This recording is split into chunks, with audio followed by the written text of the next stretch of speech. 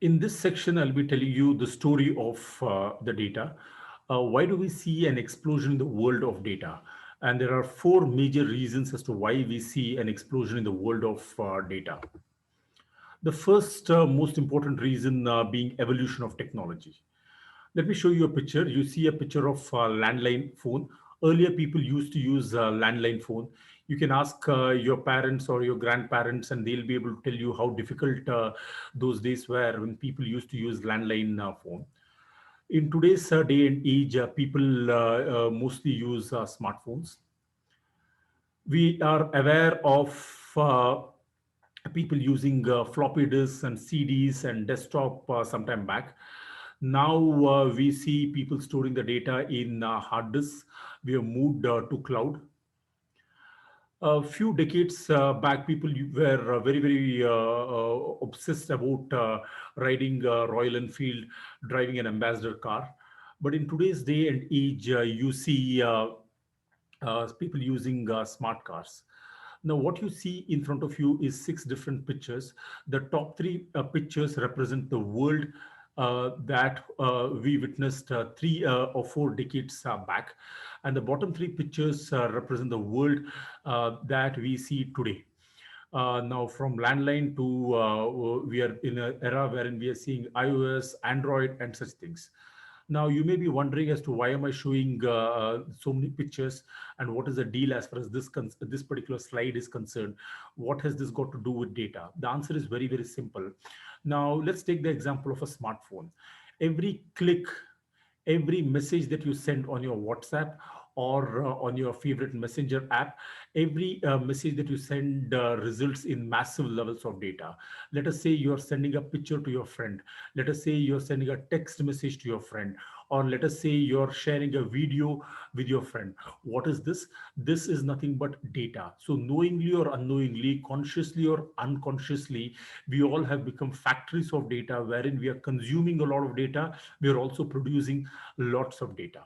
Let me move on to the second example, the example of smart car. Now, for every 1 kilometer that a smart car is used, for every 1 kilometer that a smart car drives, now it accumulates millions and millions of images of the surrounding ecosystem. Let us say there's a smart car on the road.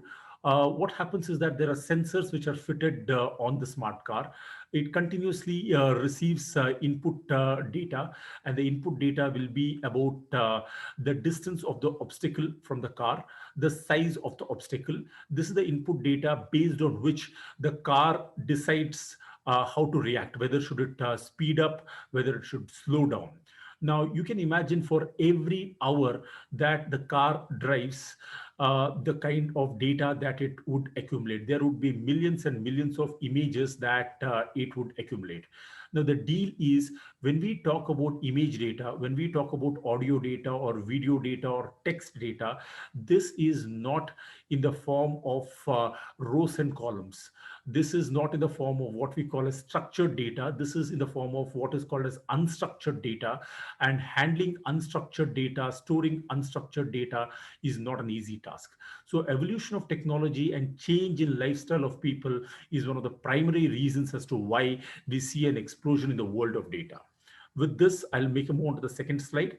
The second big reason as to why we see an explosion in the world of data is because of IoT, Internet of Things. Now, what's the IoT? IoT makes physical devices very, very intelligent by connecting one device with other devices. And you are able to transfer data, you're able to exchange data using internet. Now, when devices talk to each other, when devices send and exchange data in a big way, it becomes very, very intelligent.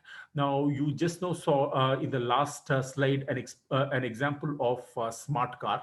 That's an example of IoT. You can think of a smart TV. You can also think of a smart AC. Let me just give you the example of smart AC. Now, what does a smart AC do? A smart AC has sensors fitted, and what this smart AC does is it constantly monitors your temperature, your body temperature, through various sensors and perhaps other devices which you perhaps might not even be aware that it exists. It records your body temperature and other important details. Similarly, what it does is it also gets a lot of data about the outside environment. It picks up data about the wind speed, it picks up data about rainfall, humidity level, and other important details. It compares the inside data with the outside data, and by comparing it, it is able to regulate the temperature of the room. Now, for every 1 hour that a smart AC operates, you can imagine the level of data, the size of the data that it would accumulate. So, to my mind, IoT is the second big reason as to why we have explosion in the world of data. The third big reason is social media. Now, let's talk about some of these terrifying statistics. You see 20 crore 40 lakh emails. You see approximately 41 lakh 66,000 likes in Facebook, plus 2 lakh photos. You see almost 3 lakh 47,000 plus tweets that are being sent. You see 17 lakh plus Instagram pictures. You also see 1.5 billion messages being sent on WhatsApp, and you have approximately 1.5 billion active monthly users. Finally, when it comes to YouTube, you have 300 hours of video that is being uploaded. What is all this? This is nothing but data. So you see social media coming through as one of the biggest contributor in the world of data, and it is one of the primary reasons as to why we have an abundance of data in today's day and age. Let's move on to the last and the final reason as to why we see so much of data. Retail sector, the way retail sector operates, particularly in the days of COVID, what we see is that people are scared to go out, and therefore they're confined to their homes. And mostly people use a lot of Amazon, people use a lot of Flipkart, and you have no idea the kind of data that they have about our demography, about our purchase behavior, so on and so forth. Government sector, the way government sector operates is also one of the second reasons as to why we see big amount of data. Insurance sector, banking and finance, media and entertainment, healthcare, science and technology, pandemic, transportation, e-commerce, education, and gaming industry. All these things have contributed to data in a massive way. I'll just pick up one of these e-commerce sites. Now, when we speak about e-commerce sites, we all use Flipkart, eBay India, sometimes Snapdeals, Jabong, Amazon, Quickr, Alibaba, and Tencent in different ways and for different purposes. Now, the kind of data that they have is unbelievable. They store a lot of our data, our purchase history, and such things are stored there. And based on the purchase history, they make a recommendation every time you visit a particular website. Finally, we will be talking about the speed with which the data is coming our way. One is the volume of data. Second one is the speed with which data is coming our way. Now, a few decades ago, we had the mainframe computers, which were extremely large, and you had very few people use it. And because very few people use it, you had limited data. From the days of mainframe, we moved to client server architecture, and then the time for web apps had arrived. People started using internet in a big way. They took a liking to internet, and the masses started using internet a lot. Now people started using all these apps not just from their computers but also from their mobile phones. Now this resulted in massive levels of data. I don't know with this evolution where are we going to go in future, but you get the picture about what I am talking about. The equation is very simple.